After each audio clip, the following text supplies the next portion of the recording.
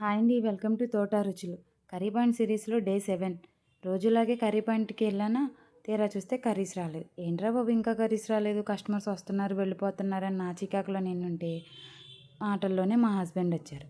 మా హస్బెండ్ రాగానే కర్రీస్ అన్నీ ఆయన ఫాస్ట్గా ఇచ్చారు. నేను ఫాస్ట్గా ట్రైల్లో చదివేశాను. కస్టమర్స్ కూడా ఫాస్ట్గా వచ్చేసారు.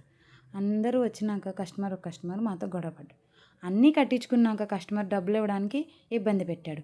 ఏంటి అండి డబ్బులు ఇవ్వడానికి ఇబ్బంది పెడుతున్నారంటే, నేను తాగున్నాను. తాగుంటే ఎవరికి భయం అండి? తాగుంటే కస్టమర్ భయపడాలి. మాకేం భయం అండి? ఇలా గొడవ పడంగానే ఈ లోపల ఇంకో కస్టమర్ వచ్చి, ఏంటయ్యా బాబు ఆడపిల్లలతో అలా మాట్లాడుతానంగానే కస్టమర్ మాకే ఫేవర్గా మాట్లాడి ఆ కస్టమర్ని పంపించేశాడు.